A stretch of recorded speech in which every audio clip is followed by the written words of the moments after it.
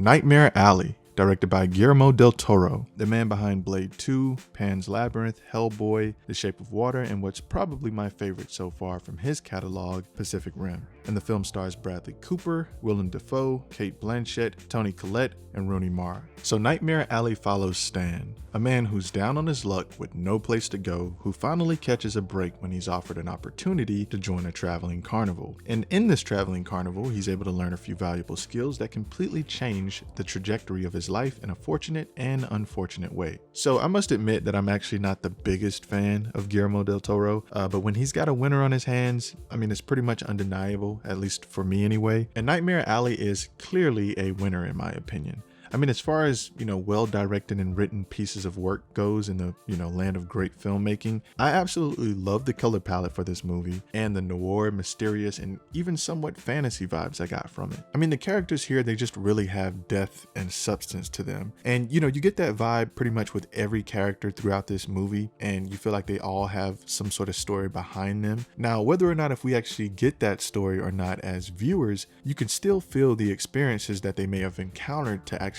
shape their personalities. And to me that was pretty impressive because, like I said, you see these characters and the movie actually doesn't take a deep dive into all of these side characters. I mean, that would be a really long movie if they did that, but you can feel that these characters aren't just being acted by actors. Like, you feel like they sort of have some sort of legitimate exposition behind who they really are. And although I'm really saying this about all of these characters, this is really just the work of this all-star cast that they were able to assemble here. I mean, the casting is pretty much very on the nose, and this is especially true for Bradley Cooper, Cate Blanchett, and Willem Dafoe's characters. Also, as I've mentioned Bradley Cooper's character, his performance here as his character Stan is actually very reminiscent of the character Eddie from Limitless. I just kept thinking to myself, like, this is the character Eddie, except, he's in the 1940s doing all these tricks and shit instead of modern day. And that just kind of kept popping to me. I mean, this film is very different,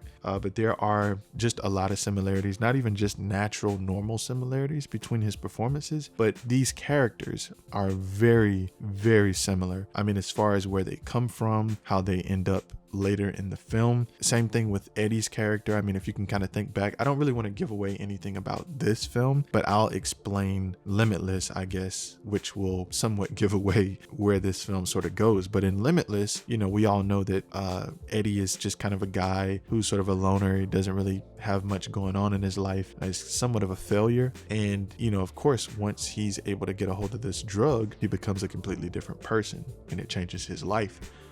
Nightmare Alley is actually very similar in that way, very similar. So, once you check out the film, just sort of keep that in mind. Also, this film gets deeply grim, which admittedly I wasn't really expecting for some reason. I mean, it definitely has the tone, so it's not a huge surprise, but once you begin to learn about all the fucked up things some of the characters have done, it becomes very apparent how dark this world really is that Del Toro has created, and it's absolutely riveting. I mean, it kept my attention pretty well for a movie that has almost a 2.5 hour runtime. So yeah, I personally don't have many cons when it comes to Nightmare Alley. I mean, the third act did seem to transition somewhat quickly, but I was mostly okay with that. And also, I guess you could say there are some unanswered questions here and there, but nothing that ruins the film for me. And also, while I'm at it, I guess I could say that the story isn't amazing, but it's still really great for what it is, and it works in my opinion.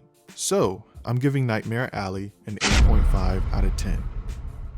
Amazing cast, compelling story, beautiful set design, color palette, and cinematography. It's a long movie though, but I wouldn't say it really feels that way when you're watching it. Personally, I mean, I didn't really acknowledge the long runtime, which I think says a lot about my experience with the movie. So yeah, I would certainly recommend it, especially if you consider yourself to be a fan of Del Toro's work. But Nightmare Alley releases next Friday, December 17th, which is Spider-Man No Way Home weekend. So if you don't go to see that a million times first, you should certainly squeeze in Nightmare Alley because it's definitely worth the watch.